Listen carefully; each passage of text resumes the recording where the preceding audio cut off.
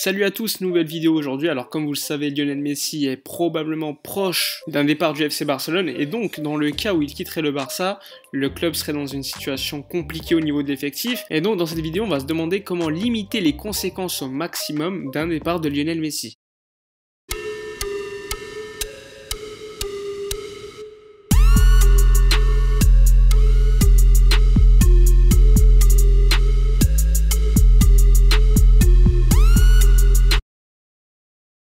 En préambule, je voulais quand même vous dire que la vidéo était sponsorisée par l'application OneFootball, l'application numéro 1 mondialement pour suivre l'actualité du football. L'application elle est gratuite, elle est disponible sur Android et également sur l'App Store. Et donc comme vous pouvez le voir à l'écran, le lien est dans la description. Comme vous l'avez probablement vu, cette vidéo elle avait déjà été effectuée par d'autres youtubeurs comme Leguito et Massian, et donc je me suis dit bon bah pourquoi pas faire mon effectif idéal pour remplacer Lionel Messi, même si vous le savez très bien, Lionel Messi il est irremplaçable, c'est un joueur tellement au-dessus des autres que même si tu recrutes bien derrière, il y aura toujours un manque de ne plus voir Lionel Messi dans ton club. Ce qui est assez paradoxal avec Lionel Messi, c'est qu'il est tellement fort, tellement complet, que le Barça s'est reposé sur Lionel Messi totalement. Les autres joueurs ont tendance à lui faire trop confiance, à lui donner tout le temps le ballon pour qu'il fasse la différence, mais Lionel Messi c'est pas non plus un super-héros. Alors oui, sur 95% des matchs il va faire la différence, mais quand le niveau s'élève, c'est beaucoup plus compliqué pour un joueur dans le football moderne de faire la différence tout seul face à un énorme collectif en face. Alors oui, Lionel Messi l'a déjà fait évidemment, puisque Lionel Messi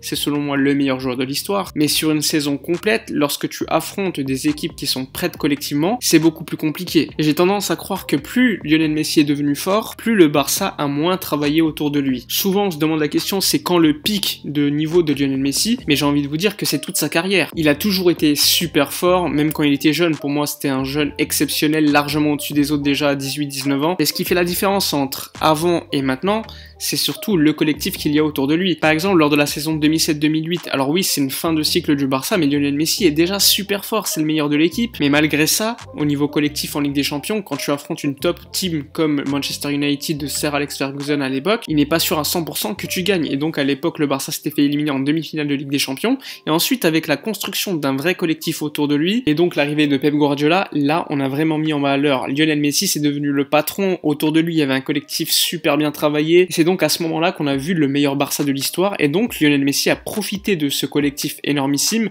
pour briller encore plus. Le souci, c'est plus les années avançaient, plus il est devenu fort, beaucoup plus complet, et malheureusement le collectif autour de lui a disparu. Et donc évidemment, avoir le meilleur joueur de l'histoire dans ton équipe, c'est un gros avantage, mais lorsque tu affrontes des top teams, comme je vous l'ai dit tout à l'heure, en Ligue des Champions, tu n'as pas une grosse garantie de victoire finale en Ligue des Champions. Quand on regarde les derniers vainqueurs de Ligue des Champions, c'est des énormes collectifs, Liverpool, le Bayern et le Real de Zidane, qui collectivement étaient énormes et arrivaient quand même à entourer leur star pour qu'elle brille. Alors, pour en revenir à Lionel Messi, comment le remplacer? Comme je vous l'ai dit, remplacer Lionel Messi, c'est quasiment impossible. Déjà parce qu'au niveau de l'image, il t'apporte énormément de choses, au niveau de la vente des maillots, au niveau de la peur que peut avoir l'adversaire lorsqu'il affronte un tel joueur. Alors oui, certes, ces dernières années, la peur était moindre, puisque comme je vous l'ai dit, le collectif autour de lui était moins préparé. Mais je pense qu'en cas de départ de Lionel Messi, si tu construis bien l'effectif, collectivement, tu peux faire quelque chose de très intéressant, même si, évidemment, tu ne peux pas forcément toujours gagner la Ligue des Champions, mais au moins, tu peux voir du jeu. Et donc, dans le cas où Lionel Messi quitte le Barça, évidemment le Barça se doit de reconstruire l'effectif, et donc à suivre vous allez voir quel effectif je vais mettre en place pour remplacer du mieux possible Lionel Messi,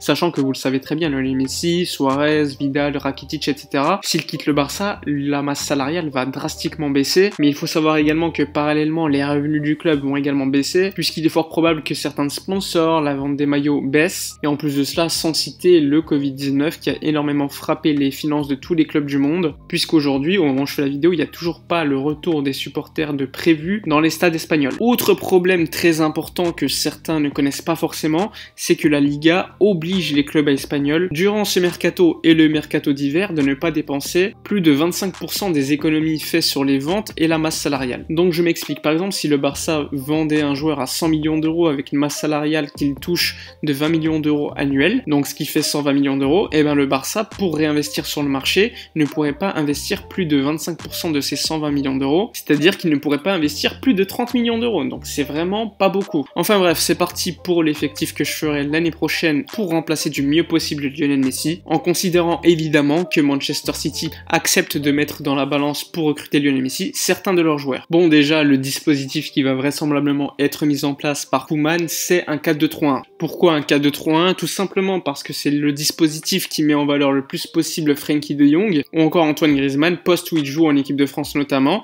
Donc Koeman a répété lors d'une interview qu'il allait replacer ces deux joueurs à leur poste. Donc assez logiquement, ça devrait être un 4-2-3-1. Et donc assez logiquement, quand tu te cantonnes à un 4-2-3-1, t'as certains joueurs qui normalement jouent dans un 4-3-3, et bien ils vont avoir du mal de trouver un poste intéressant pour eux dans ce dispositif. Donc ça serait intéressant de voir si Koeman va changer de dispositif selon les matchs et ne pas rester cantonné à son 4-2-3-1. Alors évidemment, il y a certains choix qui peuvent choquer dans mon effectif, mais je vais m'expliquer. Tout d'abord, j'ai considéré que Messi était parti à Manchester City contre 130 millions et 3 joueurs, ces 3 joueurs étant Eric Garcia, Joao Cancelo ainsi que Gabriel Jesus. Dès lors, comme vous pouvez le voir à l'écran, au gardien sans surprise Marc-André ter Stegen ainsi qu'Iñaki Peña, je pense pas qu'il y a énormément de choses à dire, Ce sont des gardiens qui ont l'habitude de relancer avec le pied et donc qui, à la différence de certains clubs, ont l'habitude d'être une composante importante dans le jeu, dans la relance. Ensuite, au niveau de la défense centrale, alors Gérard Piqué et Eric Garcia concernant la défense centrale à droite. Ensuite à gauche, Clément Lenglet, et j'ai pas trouvé un autre défenseur qui pourrait le concurrencer, même si sur le marché il y en a pas mal,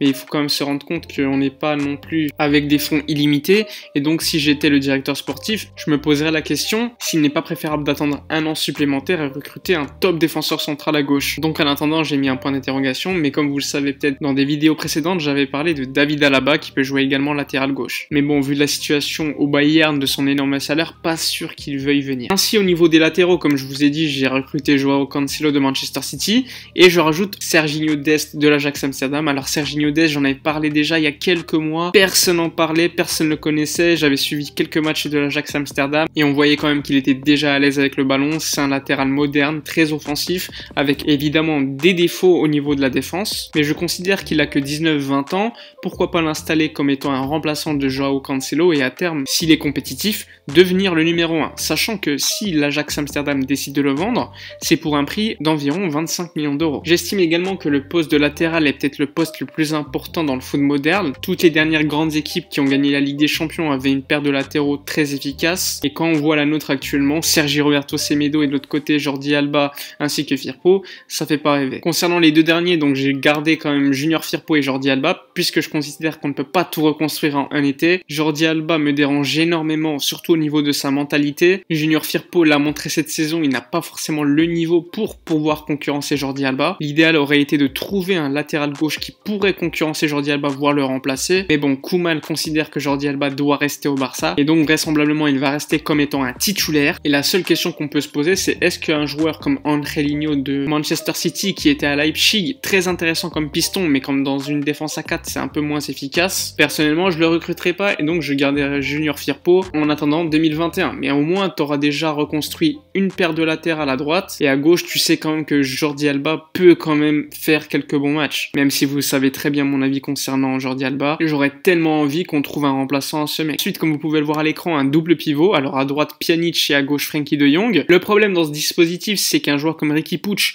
eh bien il n'a pas l'habitude de jouer dans un double pivot, lui c'est plutôt un joueur qui est plus avancé. Pour cela que je considère qu'il faut garder Moncho qui a l'habitude de défendre et de jouer avec le Barça B dans un double pivot, il était souvent aligné avec Jandro Orellana. Mais bon, comme je vous l'ai dit, ça n'empêche pas que dans certains matchs tu peux jouer en 4-3-3, et donc dans ce cas là tu peux mettre Riqui Puig comme relayeur, et ainsi mettre Busquets en numéro 6, et mettre un autre relayeur. Tu peux changer énormément de choses, t'as quand même une variante tactique. Pour moi ça serait une erreur de rester tout le temps en 4-2-3-1. Après, ce qui est assez positif avec le 4-2-3-1, c'est que tu donnes quand même un rôle très important aux ailiers, et on sait que les ailiers au Barça ces dernières saisons, ça a manqué cruellement. Donc, comme vous pouvez le voir à l'écran, j'ai mis Dembélé à droite, Dembélé qui est largement plus à l'aise sur le côté droit qu'à gauche, en remplaçant Trincao ainsi que Carles Alenia qui a l'habitude de jouer sur le côté droit. Comme vous pouvez le voir, je l'ai pas mis dans un double pivot, parce que lui aussi, comme Riqui Puig, c'est soit un relayeur, soit un numéro 10. Et donc, dans ce dispositif, t'es cantonné à le mettre comme faux ailier à droite. Son penchant à gauche, ce serait donc Pedri, que lui je mettrais en remplaçant, et pourquoi pas le faire jouer dans un 4-3-3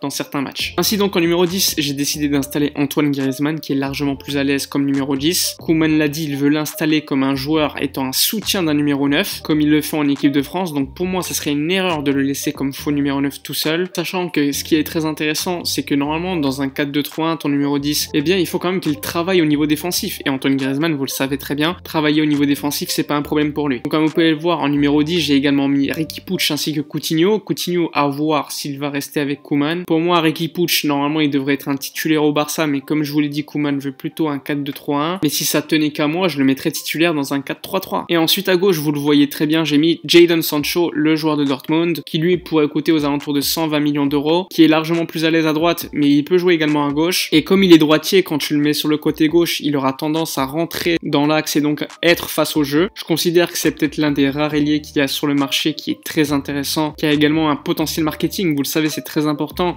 et en plus de ça, c'est un dribbleur. Alors oui, peut-être que c'est beaucoup trop jeune, mais j'ai envie de vous dire que là, on est en pleine reconstruction. Le Barça se doit de viser sur le long terme et non pas sur le court terme, quitte à investir énormément d'argent. Après, comme je vous l'ai dit, vu que tu te débarrasses d'énormément de joueurs, t'as quand même une masse salariale qui va drastiquement baisser, et si tout va bien, normalement, tu restes assez compétitif avec cet effectif. Et donc, en numéro 9, comme je vous l'ai dit dans le deal Lionel Messi, j'essaierai quand même de récupérer Gabriel Jesus, qui lui également peut jouer sur le côté droit-gauche, qui est un joueur très intéressant parce que c'est un joueur qui sait jouer avec le ballon, c'est un bon remiseur, c'est un joueur qui sait quand même peser sur les défenses, même si c'est pas un joueur comme Luis Suarez, ça reste un joueur talentueux, très jeune, international brésilien, qui travaille énormément pour l'équipe, il n'hésite pas à les presser. Donc pour moi, le recruter dans le deal de Lionel Messi, ce serait idéal parce que tu combles un poste que tu cherches à combler avec le départ de Luis Suarez. Et ce, sans devoir payer 100 millions d'euros, je ne sais pas quoi, à l'Inter de Milan pour Lautaro. Enfin bref, voilà l'effectif que personnellement je ferai pour la saison prochaine. Oui, c'est certes peut-être idéaliste, Lionel Messi pour l'instant n'est pas parti, mais s'il part, il faut quand même se dépêcher, là c'est quand même assez tardif, le championnat va reprendre dans 2-3 semaines, et pour le Barça lors de la 3e journée de Liga, et donc faudrait peut-être que la direction sportive commence à planifier la saison prochaine. Enfin bref, voilà l'effectif que je ferai, dites-moi en commentaire si vous êtes d'accord avec moi, si vous n'êtes pas d'accord sur quel joueur vous n'êtes pas d'accord, n'hésitez pas donc à commenter, à vous abonner à la chaîne, à liker la vidéo, c'est très important. Moi je vous dis à bientôt, et d'ici là comme d'habitude, portez-vous bien.